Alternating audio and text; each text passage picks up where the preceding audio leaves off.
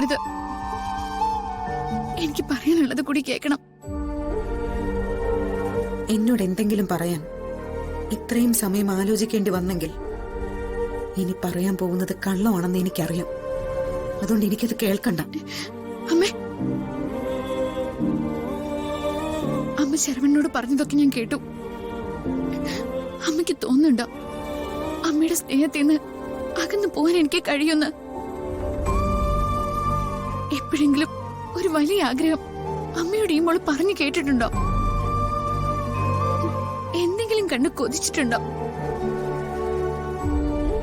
ജയാറിന്റെ പണം കണ്ട് കൊതിക്കാൻ അത്രയ്ക്ക് മോശമാണ് അമ്മേ ഞാൻ. പിന്നെ എന്തിനാ നീ അവനെ അനുസരിക്കുന്നത്? ഹരിയോട് മുഖം കറുപ്പിച്ച് പെരുമാറുന്നത് എന്തിനാ? ഉത്തരവില്ലല്ലോ നിനക്ക്. ഇത്രയൊക്കെ കഴിഞ്ഞ് നമ്മൾ ഇവിടെ എത്തിയതെന്ന് അറിയാലോ നിനക്ക്. മരണത്തെ പേടിച്ച് രാത്രിയുടെ ഇരുട്ടിൽ നിന്നെ ചേർത്ത് പിടിച്ചാ ഞാൻ നടന്നത്. അന്ന് നമ്മൾ പേടിച്ചത് അവന്റെ കൊലക്കത്തിയാ. ഇന്ന് നീ അവനെ അനുസരിക്കുന്നത് കാണുമ്പോ, അവന് ഭക്ഷണം വിളമ്പി കൊടുക്കുന്നത് കാണുമ്പോ, പത്രക്കാരുടെ മുൻപിൽ പോലും അവനെ ന്യായീകരിക്കാൻ വേണ്ടി ഇറങ്ങി നിൽക്കുന്നത് കാണുമ്പോ ഞാൻ വേറെ എന്താ വിചാരിക്കേണ്ടത്? അമ്മേ, ഹരിയോട് ഞാൻ എടുത്താല് നമുക്ക് ഒരുപാട് നഷ്ടങ്ങൾ ഉണ്ടാവും. മനസ്സ് വേദനിച്ചുകൊണ്ട് തന്നെയാ ഹരിയുടെ മുന്നിൽ ഞാൻ ഇങ്ങനെ പെരുമാറുന്നത്. എനിക്കൊരിക്കലും ഹരിയെ മറക്കാൻ പറ്റില്ല.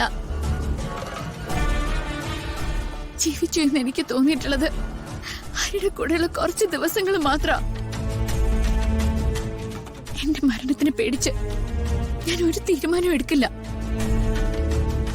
ഞാൻ എല്ലാവരെയും കുറിച്ചാ ചിന്തിക്കുന്നത്. ഈ കോലാഹലങ്ങളൊക്കെ ഒരു ദിവസം അവസാനിക്കും. അന്ന് ആർക്കും ഒന്നും നഷ്ടപ്പെടരുത്. സ്നേഹവും സ്നേഹിക്കപ്പെടുന്നവരും ഒന്നും. തൽക്കാലം എനിക്ക് അയാൾ അനുസരിച്ചേ പറ്റൂ അമ്മ.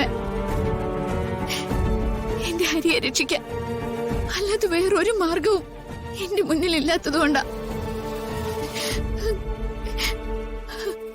അമ്മ വേദനിക്കാതിരിക്കാൻ വേറൊരു നിവൃത്തി എന്റെ മുന്നിൽ ഇല്ലാത്തതുകൊണ്ടാ.